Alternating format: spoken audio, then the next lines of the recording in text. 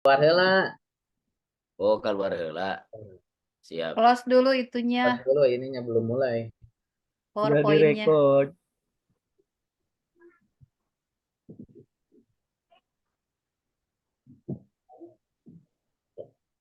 Stop share screen. Atas share screen ya. Stop, Di stop dulu. stop dulu Pak Wan, stop dulu. Ya, sedap. Ya. Pak Wan ceramah dulu. Rada lieur itu aduh.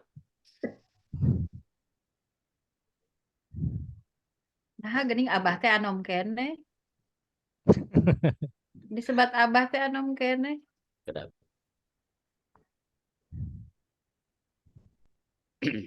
Ya. Ya. Bismillahirrahmanirrahim. Assalamualaikum warahmatullahi wabarakatuh. Amin. Waalaikumsalam. Waalaikumsalam warahmatullahi wabarakatuh. Hamdan wa syukranillah amma ba'du.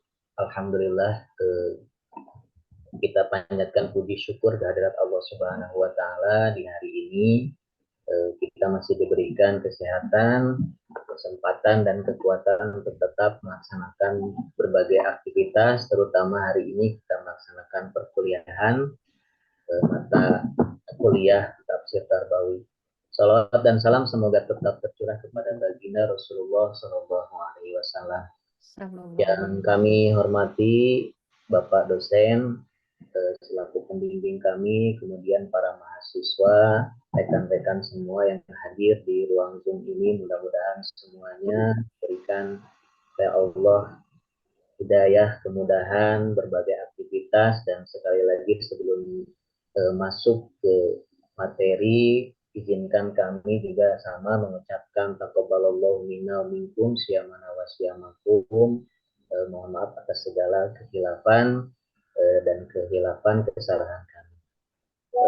Para mahasiswa, Bapak dosen yang kami hormati, hari ini kami akan izinkan kami menyampaikan berbagai materi yang akan kita laksanakan yang berjudul tentang peran tafsir Tarbawi dalam pembentukan kepribadian Islami pada anak usia dini. Untuk materi ini akan dibahas pertama oleh Al-Mukarrom Al-Ustadz Wawan Setiawan. Kepada Bapak Wawan kami persilahkan. Wawan. Oke, terima kasih. Izin share screen dulu ya.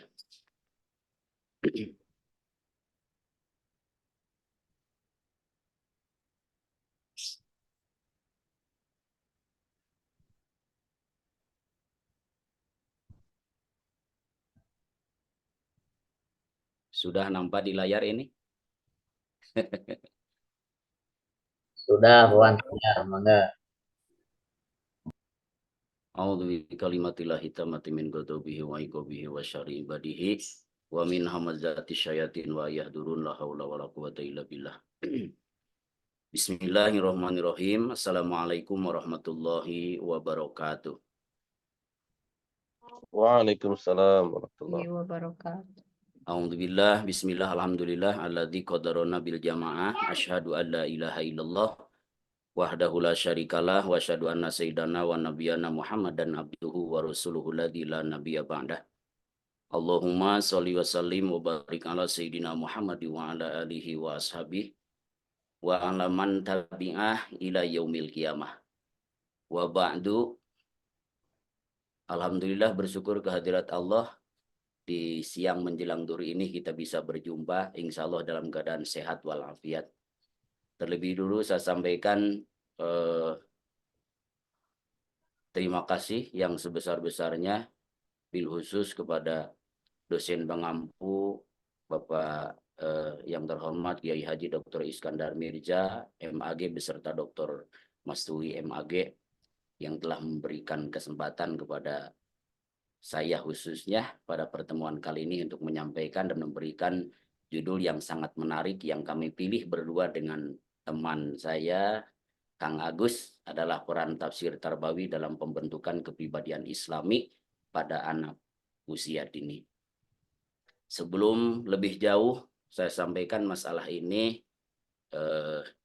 izinkan saya menyampaikan sebuah moto dalam pendidikan bahwa utlubul ilma minal mahdi ilal lahdi, bahwa mencari ilmu itu adalah merupakan bagian kewajiban dari mulai kita lahir sampai kita masuk ke liang lahat. Saya memilih judul peran tafsir tarbawi dalam pembentukan kepribadian Islami pada anak usia dini, bukan berarti menafikan judul-judul yang lainnya jadi 101 judul itu, tapi menurut kami dengan Pak Agus bahwa judul ini sangat menarik karena memang pembentukan kepribadian itu betul-betul harus dilakukan sejak usia dini. Oke. Agenda pembahasan supaya tidak terlalu melebar ada 3 hal. Yang pertama pendahuluan, yang kedua tinjauan pustaka, yang ketiga penutup dan simpulan. Untuk pendahuluan ada latar belakang masalah, rumusan masalah, batasan masalah, tujuan penelitian, metode penelitian, yang kesemuanya ini adalah lebih lengkapnya ada di dalam makalah. Untuk pendahuluan latar belakang masalah, kami menyampaikan judul ini mengenai peran tafsir tarbawi dalam pembentukan kepribadian Islami pada anak usia dini, bahwa pendidikan adalah hak warga negara dan tidak terkecuali pada pendidikan anak usia dini, yang juga merupakan hak warga negara dalam mengembangkan potensinya sejak dini. Yang kedua, alinea kedua, berdasarkan berbagai penelitian bahwa usia dini merupakan fondasi terbaik dalam mengembangkan kehidupannya di masa yang akan datang. Selain itu, pendidikan di usia dini dapat mengoptimalkan kemampuan dasar anak dalam menerima proses pendidikan di usia-usia berikutnya. Kemudian menurut Undang-Undang tentang Perlindungan Anak, yaitu Undang-Undang RI nomor 32 tahun 2002, Bab 1 pasal 1 dinyatakan bahwa anak adalah seorang yang belum berusia 18 tahun. Jadi dikatakan anak itu yang belum berusia 18 tahun. Dan termasuk anak yang masih di dalam kandungan pun itu adalah termasuk kategori usia dini. Kemudian anak yang dilahirkan dari orang tua yang baik, maka ia berpotensi untuk menumbuhkan sifat-sifat baik dalam dirinya. Nah, ini adalah kalimatnya berpotensi, berarti kalau kalimat berpotensi ini kemungkinan gitu, karena kita sering melihat dan menyaksikan di masyarakat, ya cina anak ajengan, anak ustad tapi bangsat kadang-kadang gitu, ya cina anak biasa-biasa saja tapi baik. Nah, kalau melihat dari kalimat itu, ya bahwa anak yang dilahirkan dari orang tua yang baik ini kemungkinan dia akan baik, tapi tidak selamanya, karena ada anak Nabi juga kan yang tidak beriman gitu kan.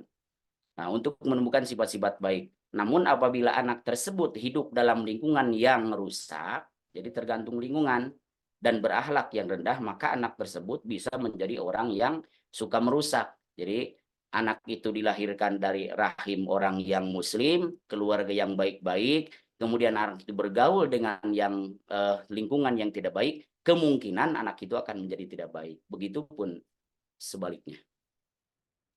Kemudian tinjauan pustaka yang kami sampaikan pada pertemuan kali ini adalah yang pertama tentang terminologi tafsir tarbawi, yang kedua terminologi anak usia dini, yang ketiga kajian tafsir Quran surat An-Nahl ayat 78. Untuk terminologi anak usia dini, maaf ya, terminologi tafsir tarbawi, insya Allah semua sudah paham bahwa istilah tafsir tarbawi sejatinya berasal dari 2 kata, yaitu kata tafsir dan kata tarbawi. Keduanya adalah kata serapan dari bahasa Arab, yaitu kata tafsir artinya penjelasan dan tarbawi artinya pendidikan. Dari mana etimologi tersebut secara sederhana bisa dipahami bahwa tafsir tarbawi adalah penjelasan atas ayat-ayat suci Al-Quran terkait dengan pendidikan. Menurut Badruzaman M. Yunus, istilah tafsir tarbawi dapat diartikan sebagai tafsir yang menitik beratkan pada masalah pendidikan atau tarbiyah, dalam rangka membangun peradaban yang sesuai dengan petunjuk dan spirit Al-Quran. Tujuan usaha ini adalah untuk mengembangkan sebuah paradigma dan konsep pendidikan berdasarkan kitab suci yang bisa diimplementasikan sebagai nilai-nilai dasar dalam pendidikan. Selanjutnya, terminologi anak usia dini, bahwa menurut Undang-Undang tentang Perlindungan Anak, nomor 32 tahun 2002, bab 1 pasal 1 dinyatakan bahwa anak adalah seorang yang belum berusia 18 tahun seperti yang disampaikan tadi di pendahuluan, dan termasuk anak yang masih dalam kandungan pun itu termasuk dikategorikan anak usia dini, dan itu adalah perlu pendidikan. Sedangkan menurut Undang-Undang Sisdiknas nomor 20 tahun 2003 pasal 28 ayat 1 tentang anak usia dini adalah 0 sampai 6 tahun. Jadi 0 sampai 6 tahun itu dikategorikan sebagai anak usia dini. Kalau istilah yang itu ada kita sering mendengar balita ya. Kemudian yang tergambar dalam pernyataan yang berbunyi pendidikan anak usia dini adalah suatu upaya pembinaan yang ditujukan kepada anak sejak lahir sampai dengan usia 6 tahun yang dilakukan melalui pemberian rangsangan pendidikan untuk membantu pertumbuhan dan perkembangan jasmani dan rohani agar anak memiliki kesiapan dalam memasuki pendidikan yang lebih lanjut. Adapun menurut Yuliani Sugiono di bukunya tahun 2014 menyatakan bahwa anak usia dini adalah anak yang baru dilahirkan hingga usia 6 tahun. Jadi yang masih dalam kandungan menurut beliau masih belum dikatakan anak. Jadi mulai lahir sampai dengan usia 6 tahun. Usia ini merupakan usia yang sangat menentukan bagi pembentukan karakter dan kepribadian anak serta kemampuan intelektualnya. Berikutnya kajian tafsir Quran Surat An-Nahl ayat 78. Sebetulnya masih banyak ayat-ayat yang lainnya seperti dalam surah masalah pendidikan dan surah Al-Alaq, kemudian surah Luqman ya. Kami memilih surah ini ada An-Nahl ayat 78. Kawan punten, Halo? kita slide-nya. Pindah. Halo? Slide-nya pindah, kawan. Oh, pindah. Ke ayat.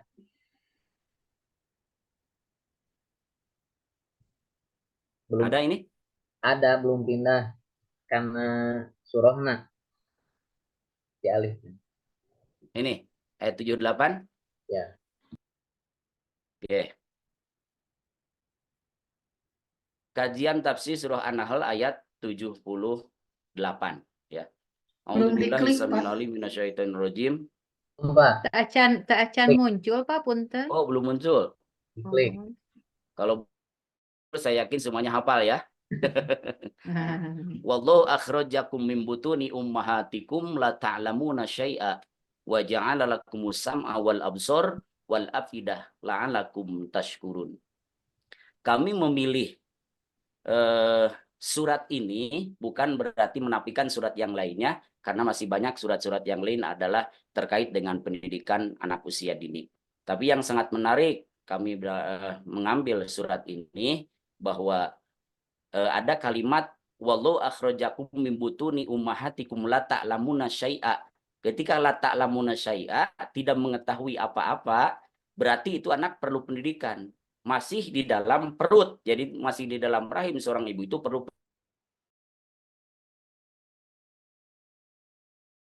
didiklah anakmu sebelum engkau punya anak, gitu kan. Didiklah anakmu sebelum anak itu lahir. Maka karakter anak lahir nanti ke dunia itu adalah tergantung ibunya. Jadi kalau istilah kasarnya, kalau kita menginginkan anak kita jadi artis, nggak sesuai ke hamil teh nyanyi terus gitu kan. Oh, ngadangdut terus gitu kan. Katanya, kalau anak kita pingin jadi orang-orang yang pandai baca Quran, ketika hamil baca Quran terus, itu adalah pendidikan di dalam rahim. Nah, oleh karena itu saya yakin berdua dengan Pak Agus menarik dibicarakan masalah ayat ini terkait dengan pendidikan anak usia dini. Kemudian beberapa pendapat mufasir tentang Quran Surat An-Nahl ayat 78. Kawan, kedap. Ini Karena ada? Slide-nya belum berubah, kawan. Oh, belum berubah? Belum. Coba diklik ke handap. Oke. Slide-nya.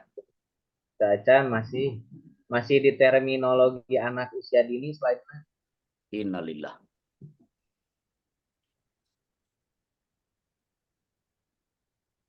Kalau di sini sudah nih. Tadi nanti cenderung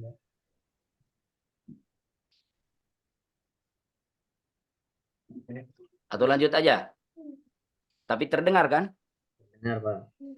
Dengar Pak, lanjut aja loh. Lanjut aja ya. Oke. Beberapa pendapat mufasir tentang surah An-Nahl ayat 78 kami mengutip yang pertama dari Syekh Ahmad Mustafa Al-Marogi dalam tafsir Al-Marogi berbicara masalah tafsir surah An-Nahl ayat 78 ini bahwa Allah Subhanahu wa taala menjadikan kalian mengetahui tentang apa yang tidak kalian ketahui setelah ia mengeluarkan kalian dalam perut seorang ibu, kemudian memberikan kalian akal. Dengan seperti itu kalian dapat memahami dan membedakan di antara baik dan buruk, antara petunjuk dan kesesatan, dan di antara yang salah dengan yang benar. Kemudian pendengaran menjadikan kalian dapat mendengar berbagai macam suara, sehingga sebagian dari kalian dapat memahami dari sebagian yang lainnya tentang apa yang kalian perbincangkan. Kemudian yang ketiga, penglihatan. Menjadikan kalian dapat melihat banyak orang sehingga kalian dapat saling mengenal dan membedakan antara sebagian dengan yang sebagian yang lainnya sehingga kalian dapat mengetahui perkara-perkara yang kalian butuhkan di dalam hidup kalian. Kalian dapat mengetahui jalan, lalu kalian menempuhnya untuk berusaha mencari rezeki dan dapat memilih barang-barang baik dan meninggalkan yang hal-hal yang buruk. Berikutnya dari M. Quraisy Shihab, tafsir dalam tafsir Al-Misbah, bahwa Al-Quran surat An-Nahl ayat 78 ini menunjukkan kepada alat-alat pokok yang dapat digunakan untuk memperoleh pengetahuan. Alat pokok yang bersifat material adalah mata dan telinga. Sedangkan pada objek imaterial adalah akal dan hati. Dalam pandangan Al-Quran, ada wujud yang tidak tampak walaupun dengan tajamnya penglihatan dan pikiran. Banyak hal yang tidak dapat diterjangkau oleh indera, bahkan oleh akal manusia. Yang dapat menangkapnya hanyalah hati melalui wahyu, ilham, atau intuisi. Sehingga Al-Quran di samping menuntun dan mengarahkan pendengaran dan penglihatan, juga memerintahkan agar mengasah akal, daya pikir, dan mengasah daya hati. Itu menurut M. Quraisy Shihab dalam tafsir Al-Misbah. Berikutnya, menurut Buya Hamka dalam tafsir Al-Azhar. Ketika kita mulai keluar dari perut ibu, tidak ada yang kita ketahui selain dari anugerah ilahi yang dinamai gorizah atau naluri. Menangis kalau merasa dingin, menangis kalau merasa lapar, menangis kalau terasa panas, dan dijadikannya untuk kamu pendengaran dan penglihatan juga hati. Dengan berangsur-angsur tumbuhnya pendengaran, maka pendengaranlah suara-suara dari yang dekat sampai kepada yang jauh, lalu sama ditumbuhkan pula penglihatan sehingga dapat membedakan berbagai warna dan dapat memperhatikan wajah ibu yang sedang menyusukan, dan pendengaran serta penglihatan itu dituntun oleh perkembangan hati, yaitu perasaan dan pikiran, sampai berangsur-angsur besar dan dewasa, bertambah lama, bertambah matang, sampai menjadi manusia yang berbudi bahasa, bersopan dan bersantun, sanggup memikul memikul taklif, yaitu tanggung jawab yang dipikulkan oleh Allah ke atas pundak, menjadi anggota penuh dari peri kemanusiaan, supaya kamu dalam ujung ayat supaya kamu itu bersyukur. Selanjutnya untuk menganalisis analisa dari semua ayat yang dibicarakan tadi yang ada hubungannya atau kaitannya dengan judul yang sudah disampaikan barusan, insya Allah pada pertemuan kali ini akan disampaikan mungkin oleh Pak Agus untuk analisisnya. Gimana Pak Agus? Udah muncul? Belum ya? Belum, Atau Pak. dulu? Ada? Belum. Atau nggak apa-apa lah. Kalau enggak, sambil dibuka aja di saya. Ya. Baik ke Bapak dan Ibu, saya coba melanjutkan apa yang sudah tadi disampaikan oleh Pak Ustadz Wawan. Keluar, Wan. Ya, dikeluarkan aja. Ada, Wan? Ada tuh. Baik Bapak dan Ibu, saya coba melanjutkan apa yang tadi sudah disampaikan oleh Pak Ustadz Wawan, yaitu sekarang tentang analisis dari Quran Surah An-Nahl ayat 78. Yang pertama adalah tahap pembentukan kepribadian Islami pada anak usia dini. Tentu saja yang pertama adalah aspek tauhid atau akidah. Pada anak yang berusia 0 sampai 2 tahun, manusia dilahirkan ke dunia dalam kondisi fitrah seperti yang tertuang dalam hadis Bukhari an Abi Hurairah radhiyallahu an qala Nabi sallallahu alaihi wasallam ma min mauludin illa yuladu ala fitrah fa bawahu yuhawidanihi au yunassiranihi au yumajjisanihi. Jadi setiap yang dilahirkan itu tentu dalam keadaan bersih. Orang tuanya lah yang membuat mereka menjadi Yahudi, Nasrani atau Majusi. Jadi aspek tauhid ini sangat penting bagi orang tua yang memiliki anak pada usia dini. Yang kedua adalah tahap pembentukan kepribadian Islami pada anak usia dini. Nah, ini adalah aspek adab atau akhlak. Ini khususnya anak saat berusia 5 sampai 6 tahun. Fase anak budi pekerti terutama yang berkaitan dengan nilai-nilai karakter. Jujur, mengenal yang baik dan buruk, benar dan salah, juga mengetahui perintah dan larangan. Ini sesuai dengan hadis Rasulullah Shallallahu Alaihi Wasallam yang diriwayatkan oleh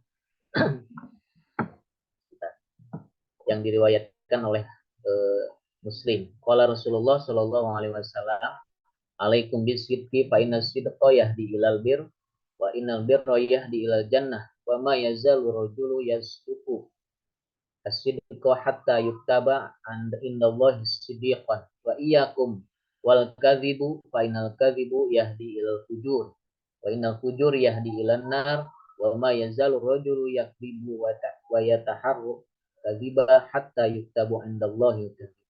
Rasulullah Shallallahu Alaihi Wasallam bersabda, kalian harus jujur karena kejujuran itu akan membimbing kepada kebaikan dan kebaikan itu akan membimbing ke surga. Seseorang yang senantiasa berlaku jujur dan memelihara kejujurannya, maka ia akan dicatat sebagai orang yang jujur di sisi Allah. Dan hindarilah dusta karena kedustaan itu akan menggiring kepada kejahatan dan kejahatan itu akan menjerumuskan ke neraka. Seseorang yang senantiasa berdusta akan memelihara kedustaan, maka ia akan dicatat sebagai pendusta di sisi Allah Subhanahu wa taala. Hadis riwayat Muslim. Dari dua hal itu, analisis maka tahap pembentukan kepribadian Islami pada anak usia dini, potensi yang terkandung dalam Quran surah An-Nahl ayat 78 ini pada prinsipnya mencakup 3 aspek.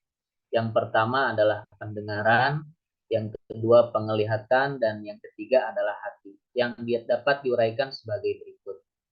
Yang pertama pendengaran.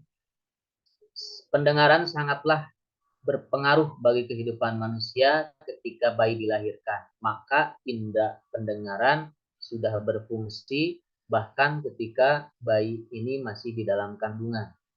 Yang kedua adalah penglihatan. Perlu diketahui bahwa anak kebanyakan meniru apa yang dilakukan oleh orang tuanya. Keteladanan sikap merupakan langkah penting dalam membentuk karakter sebagai pribadi yang unggul. Karena anak adalah peniru ulung dalam setiap hal baik, positif maupun negatif.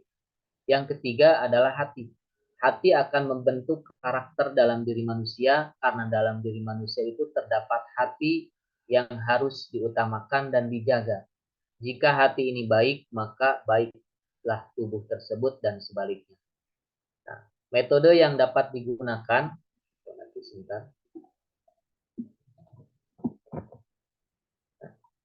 Jadi ini dua hal yang tadi masuk ke dalam kesimpulan metode yang dapat digunakan untuk menstimulus atau merangsang potensi daripada pendengaran, penglihatan maupun hati ini yang terdapat dalam surah An-Nahl ayat 78 adalah yang pertama metode ceramah. Metode ceramah ini adalah metode yang dapat digunakan untuk mengembangkan potensi pendengaran pada anak usia dini. Yang kedua adalah metode uswatun hasanah, ya, yang dapat digunakan untuk mengembangkan potensi penglihatan bagi anak di usia dini. Yang ketiga adalah metode empiri atau penemuan yang dapat digunakan untuk mengembangkan potensi dari hati. Nah, demikian Bapak Ibu yang bisa kami sampaikan terkait dengan tafsir Quran Surah An-Nahl ayat 78. Nah, untuk selanjutnya kami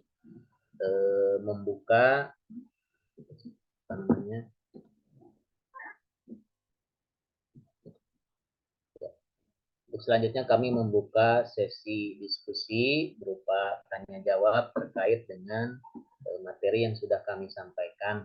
Mangga kepada Bapak Ibu yang akan bertanya atau memberikan tambahan, silakan untuk disampaikan. Mangga Bapak Ibu.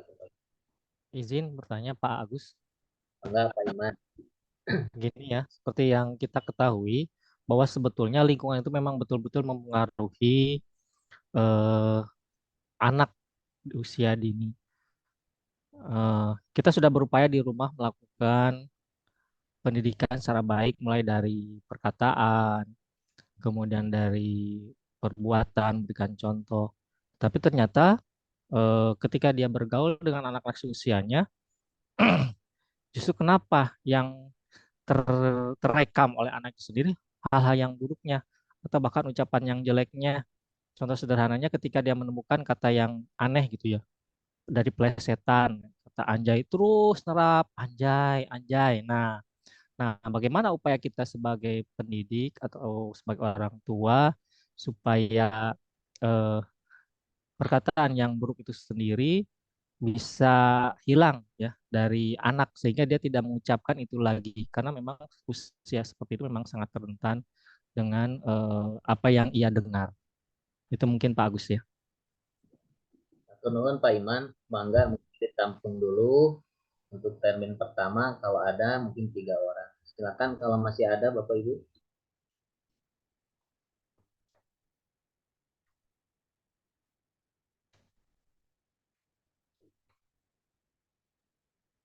Boleh Pak Agus. Mangga Bu Titi. Mangga. Assalamualaikum warahmatullahi wabarakatuh. Terima kasih atas waktunya. Langsung saja ya Pak. Tadi di Al-Quran surat An-Nahl ayat 78 ya, bahwasanya setiap anak itu kan diberikan potensi pendengaran, kemudian penglihatan dan juga hati. Nah, oleh karena itu pendidikan yang atau pengajaran yang kita sentuh itu harus mengenai itu ya. Jadi potensi yang sudah dimiliki itu harus dikembangkan baik melalui penglihatan, pendengaran dan juga hati. Nah, yang ingin saya tanyakan ke tataran teknis ya, bagaimana terkait dengan kurikulum merdeka ya, bagaimana pembelajaran untuk anak usia dini di sekolah yang mampu mengembangkan potensi penglihatan, pendengaran dan juga hati. Baik itu dilihat dari metodenya atau misalnya materinya dan juga gurunya. Jadi dilihat dari komponen-komponen pendidikannya yang bisa mengembangkan ketiga potensi itu. Itu saja Pak. Assalamualaikum warahmatullahi wabarakatuh. Assalamualaikum warahmatullahi wabarakatuh. Nuhun Bu Titi. Pak Ustadz, boleh nanya? Mangga. Ya, tadi menambahkan dari Bu Titi ya, masalah potensi yang Allah berikan yang pertama itu adalah pendengaran. Namun seiring berjalannya waktu, ya, anak-anak generasi sekarang itu justru tidak mau mendengarkan jika ada yang menasehati. Bahkan dari dalam perspektif lain bahwa pendidikan yang paling utama itu justru dengan teladan atau uswah. Nah, kira-kira bagaimana hubungannya atau kaitannya antara potensi yang pertama itu pendengaran, tapi justru yang paling optimal atau maksimal itu dengan teladan. Nah, itu mungkin yang saya tanyakan. Terima kasih. Baik, hatur nuhun Pak Indra. Alhamdulillah mungkin untuk termin pertama sudah ada 3 orang yang memberikan pertanyaan. Mangga Pak Ustadz Wawan, jika mau sudah ada untuk menjawab apa yang sudah ditanyakan oleh rekan. Mangga Pak Ustadz Wawan. Oke, mungkin saya Allahu Akbar. Ada adan ya. Atau lanjut. Lanjut Pak. Oke, nggak salah ya. Untuk pertanyaan Pak Iman, ini luar biasa. Memang kenyataannya kemudian kita merasakan ketika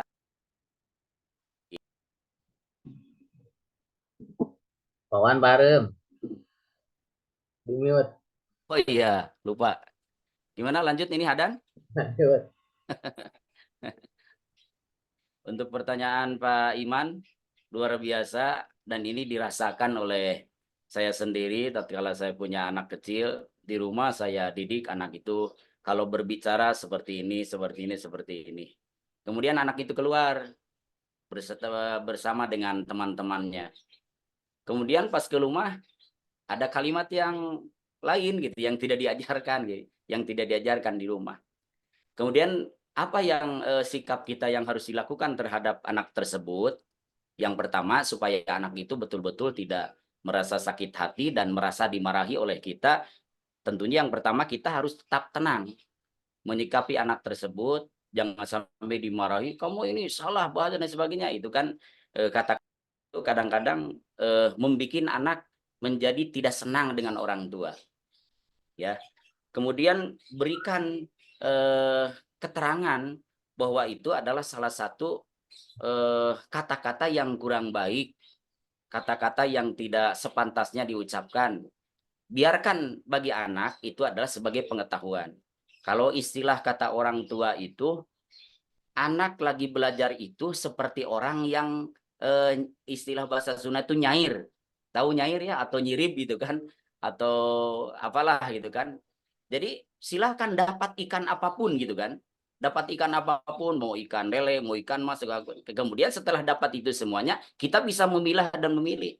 Oh ini ikan mas, dikesiniin. Ini lele, ini ikan yang ini gitu kan. Jadi biarkan anak itu, jangan sampai dilarang oleh kita bergaul dengan yang lainnya, yang nantinya anak akan kabur-kaburan dari kita. Ya, jadi menurut saya hal yang wajar ketika kita mendidik anak itu di rumah dengan hal-hal yang baik-baik, kemudian ketika anak itu keluar timbul ada bahasa yang kurang baik menurut pandangan kita, karena memang di lingkungan anak yang seperti itu, ya menurut saya itu hal yang wajar dan tidak usah dimarahi anak-anak itu. Karena memarahi anak itu adalah bukan solusi, ya. Jadi marah itu tidak akan pernah menyelesaikan masalah, bahkan bisa jadi tambah masalah dari marah itu. Jadi sikap kita harus tenang, ya. Kemudian kasih tahu bahwa kata-kata itu adalah tidak boleh dilakukan dengan santun. Insya Allah anak itu akan menerima itu kan, akan menerima insya Allah anak itu. Itu mungkin untuk Pak Iman gimana? Untuk Pak Iman. Kemudian untuk Pak Indra, apa Pak Indra? Tadi saya lupa lagi, nggak begitu menyimak. Titih dulu tadi tentang. Sebentar sayang, sebentar. Udah nanti ada adan dulu. Ya. Untuk Pak Indra tadi kaitan antara pendengaran dan keteladanan, Pak Wan. Oke. Awal kan katanya pendengaran diucapkan, tapi ternyata yang kedua. Oke, terima kasih. Di Quran yang pertama kali disebutkan itu adalah as-sam'u, artinya pendengaran. Kemudian baru penglihatan, kemudian baru hati. Yang ditanyakan oleh Pak Indra, kaitannya dengan keteladanan, sebetulnya itu harus teladan. Keteladanan itu adalah dilakukan setelah anak itu usia menjelang balik.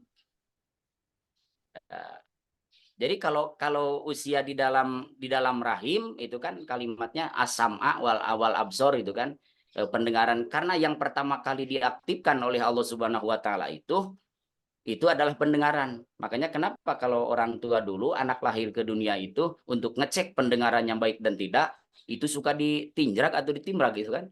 Yang pakai halu itu sebulan, 2 bulan gitu kan, kalau itu istilah dulu untuk ngecek pendengarannya. Nah, keteladanan itu penting, bahkan harus dilakukan. Karena anak itu melihat kita gitu kan.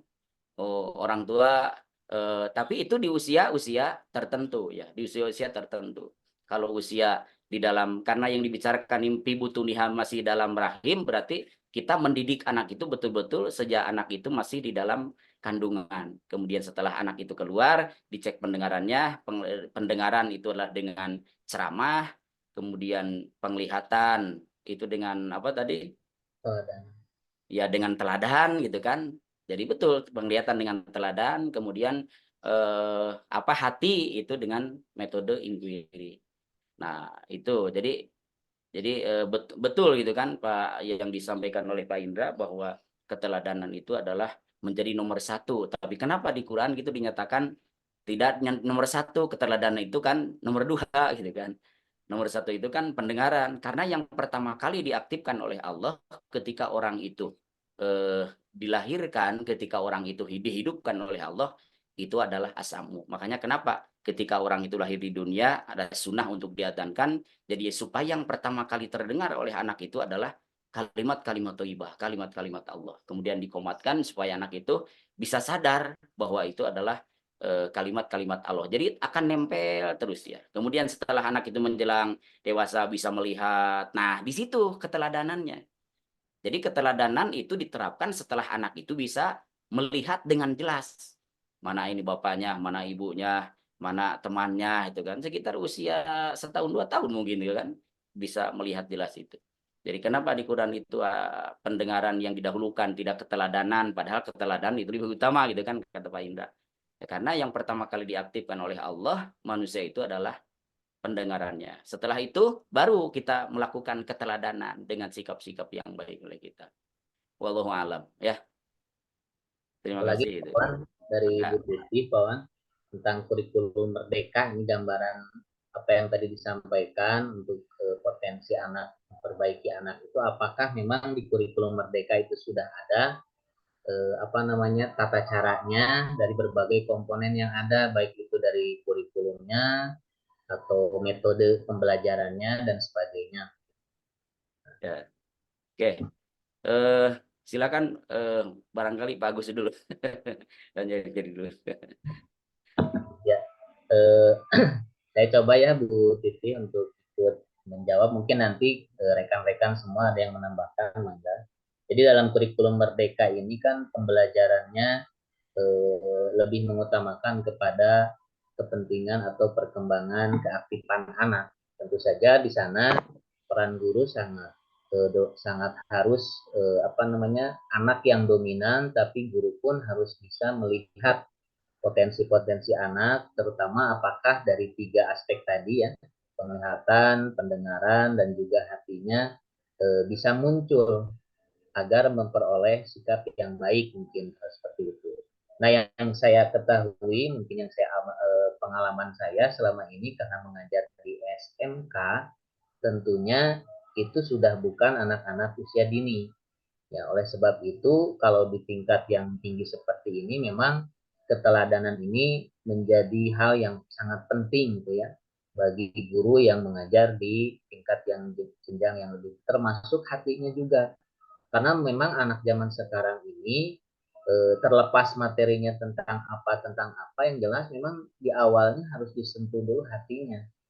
Ketika di persepsi itu kita sentuh dulu hatinya sebelum anak melaksanakan kegiatan pembelajaran berdasarkan perkembangan kemampuannya masing-masing, ya. Karena di kurikulum merdeka kan kita membebaskan mereka untuk mencari tahu informasi dari berbagai hal. Nah, jadi untuk yang di anak usia dini ini, karena ini hubungannya anak usia dini, mungkin untuk saya pribadi karena tidak mengajar di materi anak usia dini dari anak SD ini, mungkin kami belum paham gitu ya, materi di kurikulum Merdeka untuk anak SD ini seperti apa. Tapi untuk saya pribadi karena mengajar di tingkat yang lebih tinggi, mungkin yang bisa kita sampaikan terutama di hati, di awal, di apersepsi. Nah, untuk yang lainnya, terutama kita sebagai guru tentu harus memberikan keteladanan di depan. Selain juga memberikan metode ceramah, ya sedikitnya untuk mengingatkan para peserta didik ini untuk lebih baik lagi dalam berbagai hal. Itu mungkin dari saya, Pak Wawan. Mangga, mungkin Pak Wawan ada pengalaman gitu ya, mengajar di jenjang yang di bawah 6 tahun mungkin. Biasanya mungkin anak-anak SD kelas 1 atau TK bahkan. Ya.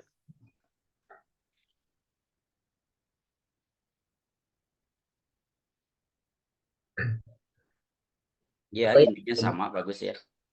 Intinya sama bahwa keteladanan itu nomor 1 di kurikulum apapun gitu kan.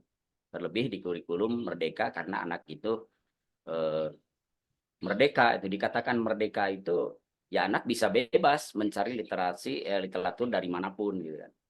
Dari manapun, sehingga kita itu guru tinggal mengarahkan. Dan guru pun adalah dikatakan sebagai merdeka mengajar.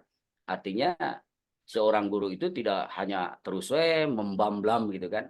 Karena anak sekarang itu kalau terus diceramahi itu kan, ya bisa jadi kan di depan iya, tapi di belakang suka ngalelewe gitu kan. Itu. Jadi intinya sentuhlah gitu kan hatinya gitu, gimana caranya gitu kan. Bagaimana kalau di pesantren itu sudah dipelajari itu yang namanya kitab Ta'limul Muta'alim gitu kan. Dari kitab itu anak itu menjadi tersentuh segalanya. Anak itu kepada guru itu bukan takut tapi segan.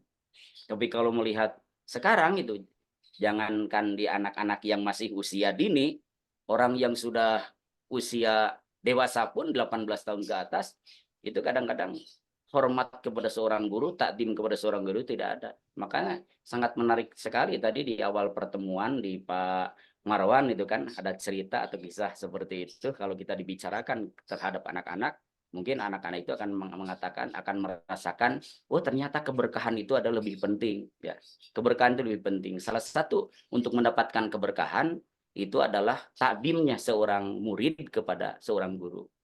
Jadi kasih tahu aja gitu kan, bagaimana takdimnya seorang murid terhadap guru itu, apa akibatnya dari situ gitu kan. Kalau disentuh terus hatinya, maka insya Allah anak itu adalah akan turut ya. Wallahu alam ya. Itu Bu Hajah Titi. Ya. Baik, turun Pak Wawan. Cukup kayaknya ya, udah hadan ya. Gimana? Kan apakah masih ada yang mau menambahkan atau bahkan mungkin bertanya? Kalau ada, cekap. Pak Imam memberikan kode cekap. Alhamdulillah kalau sudah amanahnya sudah bisa memberikan pencerahan gitu ya untuk kita semua, bahwa ternyata memang penting bagi kita sebagai pendidik untuk memiliki kemampuan memberikan 3 hal sentuhan itu ya, baik itu kepada hati maupun memberikan pengetahuan lewat telinganya para peserta didik, atau bahkan yang paling penting adalah kita memberikan teladan di depan anak didik kita. Itu yang tadi disampaikan sesuai dengan Quran Surah An-Nahl ayat 78. Demikian mungkin Bapak Ibu, juga Bapak dosen yang kami hormati, demikian yang bisa kami sampaikan dalam kegiatan presentasi di materi yang tadi kami sampaikan. Mudah-mudahan memberikan manfaat, dan mohon maaf jika kami ada kesalahan dan kekeliruan. Kita tutup dengan membaca hamdalah, alhamdulillahirabbil alamin.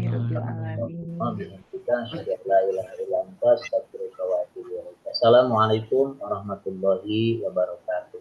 Waalaikumsalam warahmatullahi wabarakatuh.